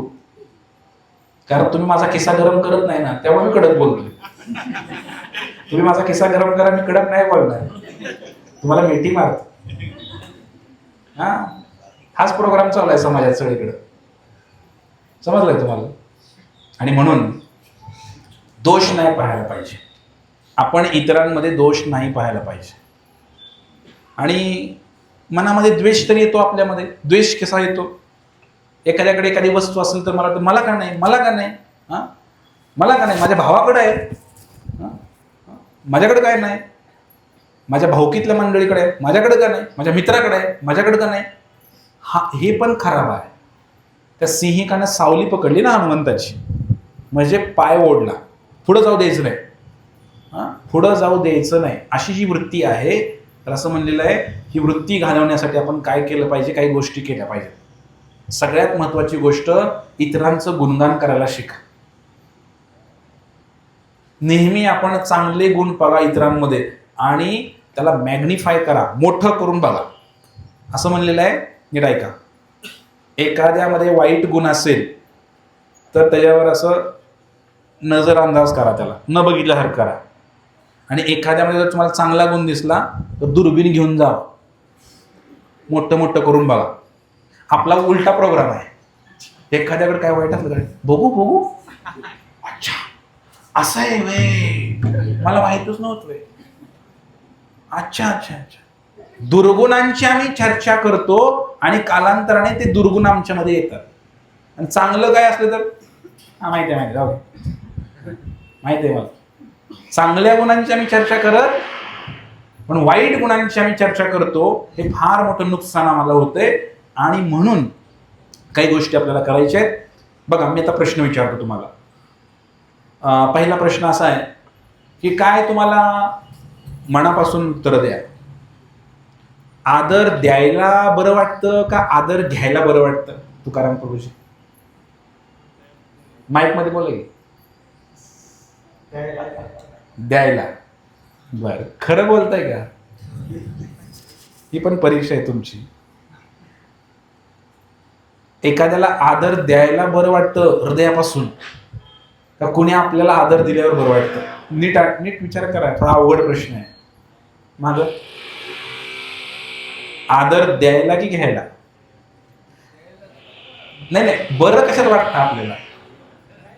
खरं बोला, खरं. स्वभावावर अवलंबून आहे, तेच म्हणतोय मी. किती जणांना असं वाटतंय खरं बरं का, काही तुम्हाला काही स्पर्धा नाही आपली. आदर द्यायला किती लोकांना आवडतंय? हात वरती करा मनापासून. ठीक आहे, हात खाली करा. आदर तुम्हाला दिलं तर बरं वाटतं का? तुम्हाला कोणी आदर दिला बरं वाटतं का? हात वरती करा. प्रामाणिक कोण आहे असं काय? इथं काय हा, हे प्रामाणिक लोक आहे ज्यांनी हातवर केलं. माझाही हात वरती आहे, असं काही नाही. मला कोणी आदर दिला तर मला बरं वाटायलाच पाहिजे. मग आदर. दुसरा प्रश्न आहे, सेवा करताना चांगलं वाटतं दुसऱ्याची की सेवा, तुमची कोणी सेवा केली की तुम्हाला बरं वाटतं? आपलं मन असतं ना, आपण काय करतो, जो आपली सेवा करणार चांगलं आहे बरं का, प्रभूजी फार चांगले बरं का, आणि जर आपली सेवा नाही करत, ऐकत नाही काम काय सांगितलेलं, तो कराय नुसतं असं म्हणणार की नाही आपण? याचा अर्थ काय झाला? तुमची सेवा केली तर गोड आहे तो. नीट लक्षात घ्या, सगळ्या प्रश्नाची उत्तर तुम्हाला आतमध्ये माहिती आहे, तुम्ही काही जरी म्हणला तरी. सवाल तरी बरोबर आहे की नाही? तर सेवा केली तर आपल्याला बरं वाटतंय, पण आपल्याला सेवा करावी जेणेकरून गुरु प्रसन्न होतील, भगवंत प्रसन्न होतील, पळत जाऊन सेवा करावी. मी सेवा केल्यानंतर जो आनंद आहे तो कमी आहे आपल्याकडे. पण जर कुणी आपली सेवा केली तात्काळ आपण प्रसन्न होतो, लय भारी माणूस आहे राहतो असं म्हणणार. बरोबर आहे? तिसरा प्रश्न आहे, आत विचारा मनाला, मी बोलतोय ते काय ते. तिसरा प्रश्न आहे, आमची कुणी काळजी केली तर आम्हाला बरं वाटतं का? आणि आम्ही दुसऱ्यांची जेव्हा काळजी करतो तेव्हा आम्हाला कसं वाटतं? दोन्हीमध्ये जास्त आनंद कधी येतो? बोला. दुसऱ्याची काळजी आम्ही करतो तेव्हा जास्त आनंद येतो का कोणीतरी आमची जास्त काळजी केल्यावर आम्हाला आनंद जास्त येतो? आपली कोणीतरी काळजी केल्यानंतर आनंद जास्त येतो, पण दुसऱ्याची काळजी करण्यामध्ये एवढा आनंद येत नाही आपल्याला. तुमच्या हृदयातलं बोललो का मी? हो म्हणा. खरं होय म्हणते लगेच.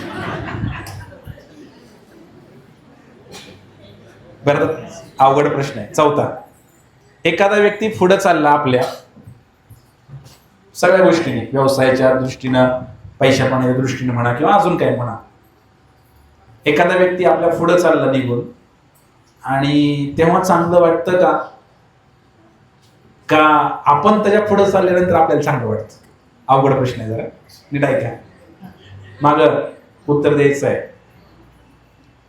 आपल्या पुढे एखादा निघून चालला तर बरं वाटतं का आपल्याला, का आपण त्याच्या पुढे गेल्यानंतर बरं वाटतं? हे उत्तर द्या मला.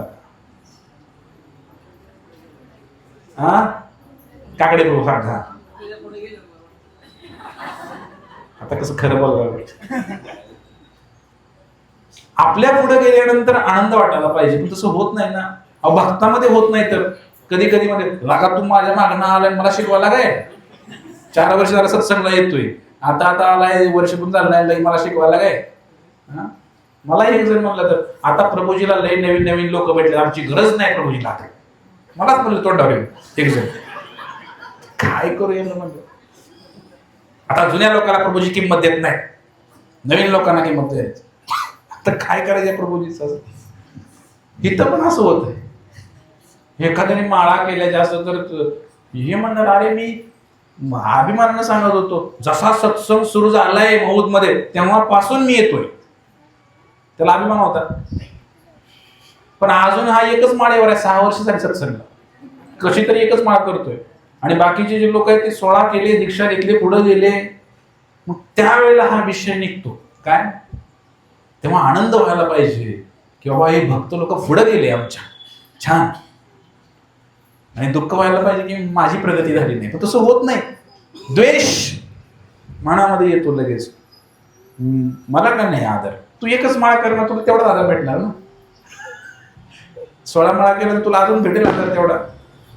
सांगण्याचा उद्देश होता. आणि लास्ट प्रश्न आहे, झालं की तर भगवंतांच्या आणि गुरूंच्या कृपेवर अवलंबून आपण राहायला पाहिजे. म्हणजे त्यांच्या कृपेनं होतंय असं म्हणायला पाहिजे, स्वतः केलं असं नाही म्हणायला पाहिजे. तर सांगण्याचा उद्देश होता, तुमच्याकडं जे आहे त्याच्यामध्ये आपण प्रगती केली पाहिजे आणि त्याच्यामध्ये आपण पुढे जाऊ शकतो. इतरांशी तुलना करू नका, दुसऱ्यांशी स्पर्धा करू नका. मग तुम्ही किती जरी अपंग असला, काही जरी असला तरी तुमची प्रगती होईल. एक रशिया नावाचा देश आहे, तिथे एक भक्त होते. तर ते मिलिटरीमध्ये रशियन आर्मीमध्ये कामाला होते. त्या रशियन आर्मीमधले जे भक्त आहेत, तर युद्धामध्ये त्यांचे दोन्ही हात गेले. आता हातच नाही आणि तरुण होते. मग त्यानंतर इस्कॉनच्या संपर्कामध्ये आले आणि त्यांनी निर्णय घेतला की आपण आता पूर्ण आयुष्य समर्पित करू, ब्रह्मचारी राहील. आणि प्रसाद वगैरे घ्यायचं फार अवघड त्यांचं, 2 हात नाहीत ना, असं खायची वाकून खाली, कपडे घालताना आपदा व्हायची, काय हातच नसल्यामुळे हे व्हायचं. पण जगामध्ये त्यांचा ग्रंथ वितरणामध्ये पहिला नंबर. कसं काय करायचं, एक पिशवी भरायची पुस्तकांची, भगवद्गीता वगैरे सगळे ग्रंथ भरायचे, त्या पिशवीमध्ये पाठीवर अडकवायचे, खांद्यावर ठेवायचे, अशी माग जायचं, चौकात रस्त्यावरती जायचं. आणि तोंड फक्त चालू, हात तर चालत नाहीत ना, फक्त तोंड चालू. हरे कृष्णा घ्या, ग्रंथ घ्या, भगवद्गीता घ्या. कुठं घोळका दिसला, माणसं दिसली, तिकडे जायचं, म्हणायचं बॅग जरा खोलावं म्हणायचं. इकडच्या कप्प्यामध्ये ग्रंथ ठेवलेले असायचे, खोला म्हणायची बॅग. इकडले चेन काढले, हा घ्या म्हणायचे ग्रंथ. आता इकडे पैसे टाका म्हणायचे, या कप्प्यात पैसे टाका म्हणायचे, डोनेशन. असं करून करून दररोज हजारो ग्रंथ विक्री करायचे. लोक सुद्धा भावनिक व्हायचे, बिचाराला 2 हात नाही, तो बिचारा तरी पण एवढं कष्ट करते, सेवा करतोय. आणि जगामध्ये पहिला नंबर काढला त्यांनी ग्रंथ वितरण करण्यामध्ये. होऊ शकतंय की नाही, होऊ शकतंय की नाही. सांगण्याचा उद्देश हा होता, आपण जर मला हातच नाही ते, मी आता काय करू असं म्हणून बसला तर कसं होईल सांगावं. भगवंताने काही तुमच्यासाठी योजना केलेली आहे. आणि म्हणून आपण काय करायला पाहिजे, तर हा ईर्ष्या आणि द्वेष करायला नाही पाहिजे. आणि ते कमी करण्यासाठी आपण आपल्या बरोबरच्या लोकांबरोबर चांगले संबंध ठेवायला पाहिजे, दोष नाही पाहायला पाहिजे आणि जास्तीत जास्त गुणगान करायला पाहिजे. हे प्रभूजी फार सुंदर गायन करतात, हे असे आहेत, हे तसे आहेत, असं गुणगानच करायला पाहिजे. जरी त्यांच्यामध्ये एखादा वाईट गुण असेल तर ते चर्चा करायला नाही पाहिजे. हनुमान महाराज निघालेले आता, काय नाव तिचं, सिंहिका. तर सिंहिकाला हनुमान महाराजांनी मारलं, पुढं निघाले. आता लास्ट एक लंकेच्या दरवाजाजवळ पोहोचले हनुमान महाराज. आणि लंकेच्या दरवाजाजवळ पोहोचल्यानंतर तिथं एक राक्षसीन उभा होती आणि तिचं नाव होतं लंकिणी. काय नाव होतं, ही जी लंकिणी आहे, ही लंकिणी म्हणजे लंकेची मेन, लंकेचा जो मेन दरवाजा आहे, त्या लंकेच्या मेन दरवाजावर ही लंकिणी बसायची आणि ती सगळं हँडल करायची. हवा सुद्धा घुसणार नाही एवढा कडक पहारा लंकिनीचा होता. लंकेमध्ये विचार करा. हनुमंताला कळलं, म्हणले आता हे काय आपल्याला हात जाऊ देणार. बलाढ्य शरीर होतं हनुमंताचं. हनुमंताने तात्काळ छोटं रूप घेतलं, मांजराच्या पिल्लासारखं छोटस रूप घेतलं हनुमंताने आणि टणकन उडी मारली त्या भिंतीवरती लंकेच्या. त्यांना वाटलं आतमध्ये जाता येईल. इतक्यात काय आलं, लंकिनीने बघितलं, अरे हा वानर कुठं घुसायला लागला इकडे आतमध्ये लंकेमध्ये. ही माझ्या परवानगीशिवाय. एक कानाखाली वाजवले हनुमंताच्या लंकिनीने. आत कुठं चाललाय म्हणले. जसं कानाखाली वाजवली हनुमंताच्या, हनुमंताने पण विचार केला नाही. तात्काळ त्या लंकिनी एवढे मोठे झाले आणि उलटी एक कानाखाली दिली त्या लंकिनीच्या. जसं तिच्या कानाखाली दिली, आडवीच झाली ती. आडवी झाली लंकिनी.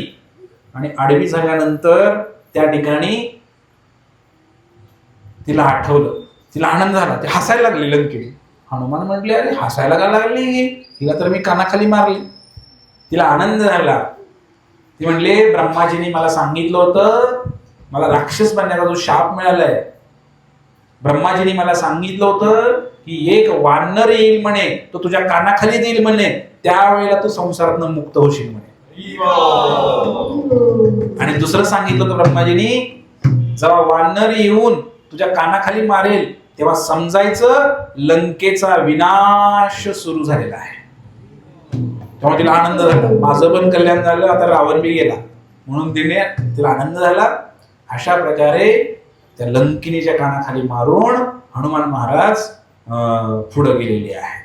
तरी लंकिनी म्हणजे कोण आहे, तर आपण जेव्हा एखादं कार्य घेतो हातामध्ये, त्याला अनेक संकट आपल्याकडे येत असतात. तर त्या संकटाचा सामना कसा करायला पाहिजे, प्रतिकूल परिस्थिती अनुकूल कशी बनवायला पाहिजे, हे लंकिनीकडनं शिकायला मिळतं. जसं हे प्रभुपाद महाराज आपले, त्यांना सांगितलं होतं की अमेरिकेला जावं म्हणून त्यांच्या गुरूंनी. मग ते अमेरिकेला गेले, वय वर्ष 70. आणि अमेरिकेला जाताना त्यांना हार्ट अटॅक आले 2 जहाजामध्ये. 1 महिन्याचा प्रवास, वय 70, 2 हार्ट अटॅक आले. आणि जेव्हा ते जहाज पोचलं अमेरिकेच्या बंदरावरती, बॉस्टनवरती, लगेच काय प्रभुपाद महाराज उतरले नाहीत, चला कुठे आहे बायपास सर्जरी करा, कुठं आहे हॉस्पिटल, कुठं आहे हुडं अँजिओग्राफी करा, असं काय हुडकलं का ते. भगवंतांवर अवलंबून होते. प्रभुपाद महाराज निडर होते, निडर. आणि इतकी संकट आली त्यांना, अमेरिकन सरकारने, रशियन सरकारने पूर्ण तुरुंगात टाकण्यापासूनची तयारी, अनेक आरोप प्रत्यारोप. अहो साधा आपल्या गावात गेलं गीता वाटायला लोक किती नावं ठेवतात, आपल्या गावामधले लोक किती नावं ठेवतात, कपाळाला गंध लावला तरी लोक किती नावं ठेवतात गावातले. अमेरिकेसारख्या भूमीवरती जाऊन आपला धर्माचा प्रचार करणं सोपं आहे का? कोण कुत्रतकडे ओळखत नाही, प्लस पूर्व कुठली पश्चिम कुठली काहीच कळत नाही तिकडे, प्रभुपादांना काहीच माहित नाही. अशा परिस्थितीमध्ये प्रभुपाद गेले. आजही असे लोक, लंकिनी म्हणजे कोण माहिती आहे का, एअरपोर्टवर लोक असतात बघा, हा पासपोर्ट दाखवा, विजा दाखवा, हा मग तुम्हाला आत सोडतो, तसं लंकिनी बसलेली आहे तिकडं. आणि मग ते जेव्हा जेव्हा प्रचार करताना संकट येतात, या हनुमान महाराज जे आहेत ना, आणि प्रभुपादांचं कार्य मला जरा सारखं वाटतं. हनुमान महाराज पण विदेशामध्ये गेले, लंका समुद्र पार करून गेले, आणि प्रभुपाद महाराज सुद्धा समुद्र पार करून गेले. आणि हनुमान महाराज सुद्धा भक्तीचा शोध लावण्यासाठी गेले होते, सीतेला माघारी आणण्यासाठी शोधण्यासाठी गेले होते. सीता भक्ती आहे. आणि प्रभुपाद महाराज सुद्धा भक्तीचा प्रचार करण्यासाठीच अमेरिकेला गेले होते. आणि भक्तांना बनवून त्या भक्तीला सबळ करून पुन्हा माघारी घेऊन आले विदेशी लोकांना भारतामध्ये, आणि मग जगभर प्रचार झाला त्याचा. आलं का लक्षात तुमच्या? साम्य वाटतंय मला. जाताना हनुमंताला मैनाक पर्वत आला, त्यानंतर सुरसा, त्यानंतर सिंहिका, त्यानंतर लंकिनी. प्रभुपादांना सुद्धा 2 हार्ट अटॅक आले, 3रा सुद्धा आला होता. संकट आले. आणि अडवलं सुद्धा प्रभुपादांना प्रचार करताना, पण तरी सुद्धा लढले. आणि हनुमान महाराज लंकेमध्ये गेल्यानंतर त्या ठिकाणी हनुमंतांनी काय केलं? एक भक्त शोधून आणला, महान भक्त शोधून आणला. विभीषण महाराज की. लंकेचं उड्डाण करण्याचं हे एक मिशन होतं. काय? विभीषणाचा शोध लावला हनुमंताने. तसं प्रभुपाद महाराज अमेरिकेला गेले, महान महान लोक संन्यासी बनवले, त्यांना घेऊन भारतात आले. सेमच कार्य. आणि अशा प्रकारे प्रभुपाद महाराज आणि अनेक भक्तांना संकट येतात. जेव्हा प्रचार करायला जातात, लोक शिव्या देतात, नावं ठेवतात, तर आपण घाबरायला नाही पाहिजे. आम्ही कोणाचे आहे? आम्ही राम भक्त आहोत, आम्ही रामदूत आहोत, आणि आम्ही सीतेला शोधायला निघालेलो आहे. तर लोकांनी कितीही नावं ठेवली आम्हाला, लोक मंदिरात गेलो तरी नावं ठेवतात. जायचं कुठं? दारूच्या अड्ड्यावर जाऊ दे, तमाशाच्या फाडात जाऊ दे, तुला बरं वाटेल. हो, बरं वाटतं त्यांना. पण मंदिरात गेल्यावर नावं ठेवणारी जमात आमच्याकडे आहे. कपाळाला गंध लावल्यानंतर नावं ठेवणारी जमात आमच्याकडे आहे. देवाला मानू नका म्हणणारी जमात आमच्याकडे आहे. मग अशा लोकांना एक कानाखाली द्यायला पाहिजे हनुमंतासारखी. तेव्हा त्यांची जमात काय आहे ते त्यांना समजेल, ते कोणत्या जातीचे आहेत ते त्यांना समजेल. एक कानाखाली ठेवून दिली हनुमंतांनी त्या लंकेच्या, ती ताळ्यावर आली बरं का. म्हणून कोणी मंदिराच्या विरोधात बोलत असेल, कोणी भगवंताच्या विरोधात बोलत असेल, ऐकून घेणं हा अपराध आहे. एक तर तुम्ही आत्महत्या करा, तुम्हाला त्याचं भांडणं होत नाही माऊली प्रभू, नाहीतर एक कानाखाली देऊन द्या त्याला. जो धर्माबद्दल बोलतो, देवाबद्दल बोलतो, भक्तांबद्दल बोलतो, त्याला एकतर तुमच्या ताकद असेल तर कानाखाली द्या, तुमच्याच्यानं होत नसेल तुम्ही आत्महत्या करा. पण ऐकून नाही घ्यायला पाहिजे. ह्याला म्हणतात काहीतरी कळलंय त्याला. आलं का लक्षात तुमच्या? पण आपण काय करतो? आपण अर्ध्या हळकुंडाने पिवळे आहे ना. आपल्याला ना भक्ती नावाला चालू आहे, फक्त बरं वाटतंय मला हरे कृष्ण केल्यावर, बरं आहे आपलं, प्रसाद मिळते, उड्या मारायला मिळते, चांगलं आहे, चांगलं जीवन आहे, म्हणून स्वीकार केला मी भक्तीचं. भगवंत मला तो प्राप्त झालाच पाहिजे, वैकुंठ प्राप्ती झालीच पाहिजे, तिचा शोध लागलाच पाहिजे, हे आमच्या नसामध्ये रक्तामध्ये भिनलं नाही ना अजून. आणि त्यामुळे आम्ही काय, कोणी नावं ठेवली तर आम्ही सहन करतो, कोणी काय देवाबद्दल बोललं तर आम्ही सहन करतो, कोणी काय म्हणलं तर आम्ही घरातनं जरी गंध लावला तरी कोण दिसला तर पाठीशी पुसून नमस्कार. मग पण इथं आल्यावर प्रभू जरा तिलक तिलक द्या, तिलक कुठायला काय घुसले, आमच्यात नाही घुसलं अजून. समजलं का तुम्हाला? सबसे बडा रोग क्या कहेंगे लोग. अरे लोक काय म्हणतील, लोक काय म्हणतील, तुझं आयुष्य गेलं की आता सरणावर जायची वेळ आली तरी पण तुझ्या डोक्यात तोच विचार आहे, लोक काय म्हणतील. हे सगळं सोडायला पाहिजे हा विचार. आणि म्हणून हनुमंतासारखं डेअरिंग पाहिजे. तुम्ही राम भक्त आहात ना, तुम्ही कृष्ण भक्त आहात ना, जर असं कोणी लंकेने आडवी आली तरी कानाखाली द्यायची जबाबदारी तुमची आहे. तेवढी ताकद तुमच्यात पाहिजे, तेवढं तुम्हाला बोलता आलं पाहिजे, देवाची बाजू मांडता आली पाहिजे की हे का सत्य आहे, का भगवंत अस्तित्वात आहे, याचं ज्ञान तुम्हाला पाहिजे. नुसतं माळा वडून काय होणार नाही. नुसतं माळा वडते मग ती काय माळा बी, त्यात पण श्रद्धा नाहीच की. श्रद्धा कुठे, विश्वास कुठे? तुम्हाला बोलता आलं पाहिजे, तुमची बाजू क्लिअर करता आली पाहिजे.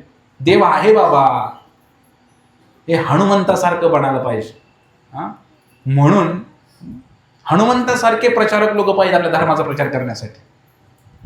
विदेशामध्ये जाऊन लोकांना कानाखाली मारून, रावणाची लंका जाळून, सीतेचा शोध लावून, विभीषणासारख्या भक्ताला तयार करून घेऊन आले मागे.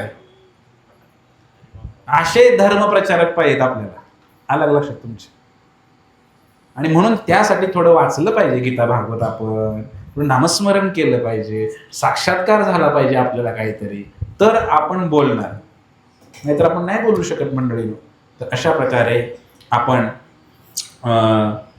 ह्या 4 गोष्टी आपण पाहिल्या. कशा प्रकारे हनुमंतरायाला संकट आली लंकेमध्ये जाताना हे आपण पाहिलं, आणि त्याच्यावर त्यांनी कशी मात केली आणि भक्तीचा शोध कसा लावला हनुमान महाराज लंकेमध्ये पोहोचले आणि लंकेमध्ये पोहोचल्यानंतर अशोक वाटिकेमध्ये पोहोचले. सीतेला पाहिलं, सीतेला अंगठी दिली रामाची आणि सगळी माहिती सांगितली, सगळा वृत्तांत सांगितला. सीतेला ओळख पटली हनुमंताची, तिला बरं वाटलं रामदूत आलाय म्हणून. आणि त्यावेळेला भक्तीचा शोध तर लावला, पण तिला घेऊन जायला पण तयार होते. सगळं क्रेडिट कुणाकडे गेलं असतं? हनुमंताकडे. रामाला क्रेडिट द्यायचं होतं काहीतरी. सीतेला घेऊन गेलं तर रामाला कोण मारणार? देवतांनी ते होऊ दिलं नाही. म्हणजे सीतेला जर हनुमान आता काय खांद्यावर बसून घेऊन जाऊ शकत होते ना, पण नाही नेलं हनुमंतानी सीतेला. कारण ऐका नीट, एकतर क्रेडिट, श्रेय, दुसरं रावणाला कोण मारणार? विषय मिटला की रामाला सीता मिळाली, रावणाला मारायची काय गरज आहे? रावणाला मारायचं होतं ना, म्हणून हनुमंतरायांना सीतेला नेलं नाही, त्यांनी फक्त शोध लावला. पण कधी कधी गुरूंनी सांगितल्यानंतर एक काम करायचं असते. जर तुम्हाला तुमच्या गुरूंनी सांगितलं की आमची आमची सेवा करून या, सीतेचा शोध लावून या, ठीक आहे, तेवढं तर केलंच पाहिजे. जेवढं गुरु बोलतात ना तेवढं 100% करण्याचा प्रयत्न केला पाहिजे. मग आपण काय करायला पाहिजे? कधी कधी, नीट ऐका, कधी कधी गुरूंच्या पुढे जाऊन एखादं जर कार्य असं करा की ज्याच्यामुळे गुरु खरंच प्रसन्न होते. काय केलं हनुमंतानी? प्रभू रामचंद्राने काही सांगितलं होतं का लंका जाळा म्हणून? सांगितलं होतं का? नाही सांगितलं. पण तरी सुद्धा प्रसंग सावधान राखून हनुमंतरायाने काय केलं? लंका जाळली. सांगितलं नव्हतं लंका जाळायला, पण तरी सुद्धा जाळली आणि याच्यामुळे राम प्रसन्न झाले. कधी कधी गुरुच्या मनातला अंतस्थ विचार पण शिष्याला कळायला पाहिजे, तर तो खरा शिष्य.